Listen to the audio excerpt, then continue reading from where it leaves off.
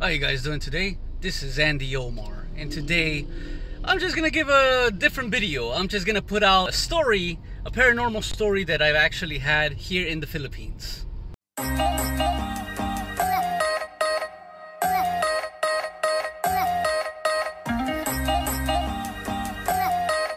First things first, all I have to say is I am an atheist. I do not believe in any sort of spirituality in the way that a lot of Christians believe in. I am not one of those persons that are, believing in ghosts. I'm not one of those persons that believe in angels, demons, anything that happens worldwide, or any little circumstances that are paranormal to our scientific way of thinking and to our intelligence level. It's beyond our comprehension. For me, ghost or something like that is usually something that mimics human form or a human memory or a non-carbon based life form. Honestly, I cannot explain it because it's way beyond the reach. And scientifically, although I do believe in science, I believe in evolution, I believe that there is a food chain, a huge food chain in the universe, and that we as humans, we're like way below, we're pretty primitive. We're just barely starting to do space travel and, things like the Prosperity rovers and all that on Mars. We are barely new to this kind of stuff. I do believe in aliens. That's one thing. I think this June 2021, the Pentagon is going to release a lot of UFO sightings, a lot of UFO deals, and it's beyond our comprehension, the vehicles defying the laws of gravity. And I believe more in an actual identity that is superior, with superior intelligence. Not as intelligent as we might think it is, a few decades ahead or something like that. It's not, but it's still way beyond our scientific capabilities currently on Earth. So I do not believe in ghosts. But here's my story. When I first came to the Philippines, I had a month to look at the place, look around the city, look around the country and travel. And I got myself an apartment near San Fernando. Okay, and in San Fernando, it was this subdivision, which was at the time, for 10,000 pesos, it was, get this, it was a whole house with electricity, had water included, right? It was semi-furnished. It was a 2-story house, 2 bedrooms, huge, and a huge living room space, kitchen, everything, the works. It was a really old house, actual wooden floors and all that kind of stuff. And I said, fuck it, I'll take it. Huge house all to myself for 10,000 pesos.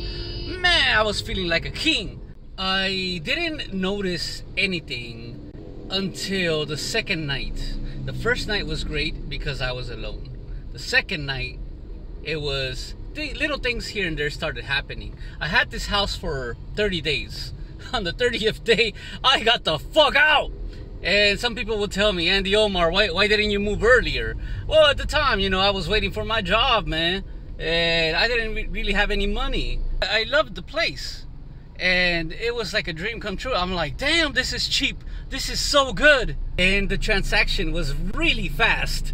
It went in quick. I saw the place right there and then. I called, I texted the place. And the next day I moved in because I was in a hotel. So the next day I just moved in. They just gave it to me, really quick. First night I was just settling in. Everything was fine.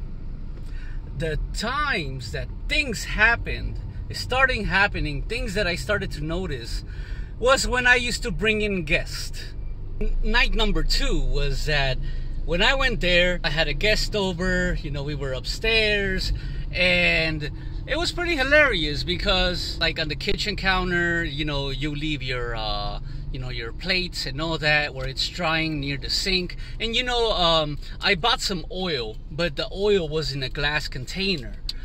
in the Mercado. Gotcha, bitch. So I had it near the wall. Somehow at nighttime, this was around 12 o'clock, the oil went from one side from the wall all the way down to the, it basically dropped from the wall all the way down, and it dropped, and the glass broke and everything. And it was, I couldn't explain it at all, because I was like, what the fuck? I was thinking maybe a person sneaked in. You know, I was fucking paranoid. You know, we both looked downstairs and there was nothing going on. I was like, that is weird. How can, you know, the oil go from the wall all the way and then fall down? And it had to take a lot of force to break. I didn't know how to explain that one.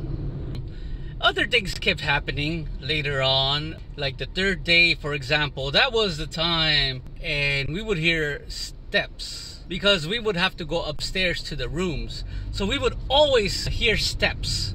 It's kind of crazy, but it's like in a very slow motion, you know? From there, it would stop, or it would be like, and then it would stop. But you would actually hear it. It would be like somebody stepping in it on the wooden stairs, the creak and all that, like 2 steps or 3 steps. That was kind of crazy, but it always did happen.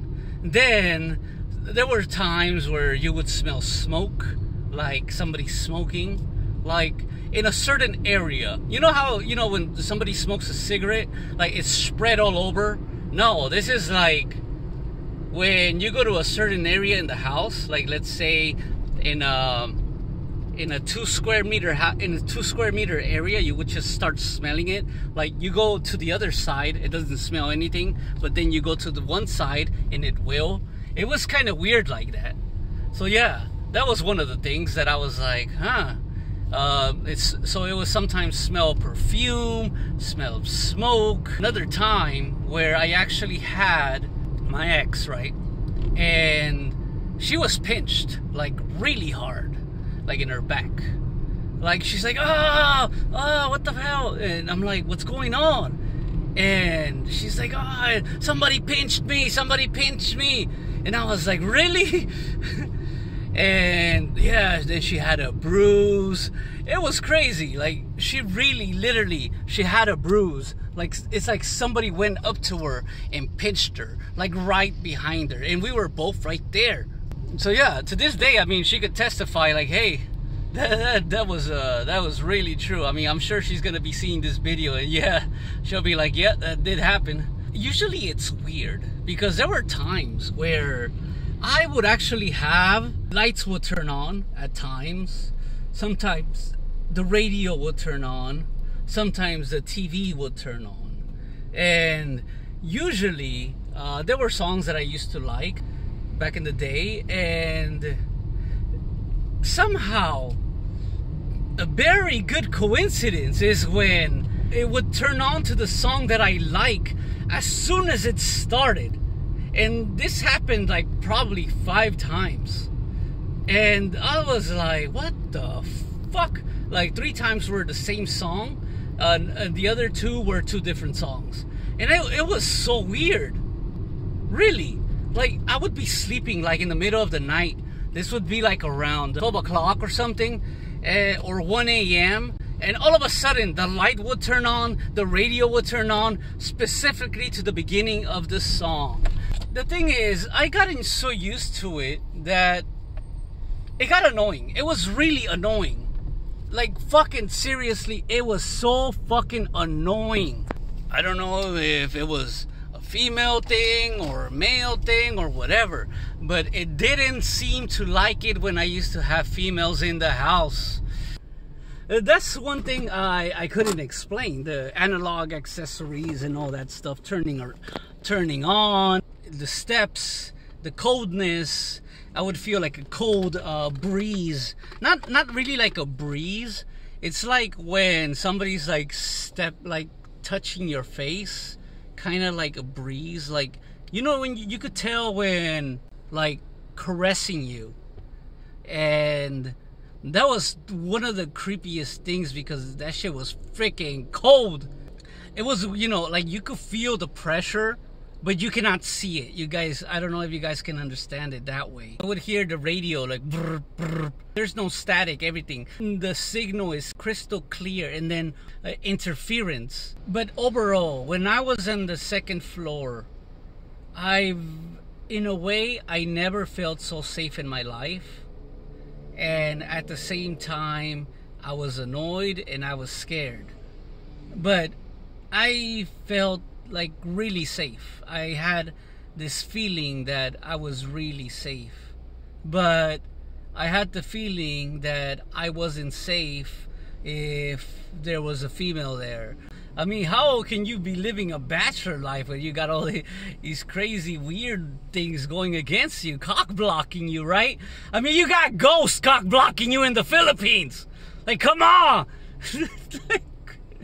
A cock blocking ghost. It was annoying as fuck, I will tell you. It was annoying as fuck. Like, I really hated that. I really didn't like when I would invite people and they'll be like, oh, I don't want to go to your house. Your house is scary, you know? Like, shit. You know, like sometimes you want to make a house welcoming and all that, and you can't. It was one of those things that I've seen and experienced. And to this day, man, like I still go around sometimes around the subdivision. And, you know, sometimes there's people renting and sometimes there's not. And that's funny because I'm like, it's always vacant. The place is always vacant for some odd reason. And people are quiet about it. I'm probably one of the first ones to talk about it.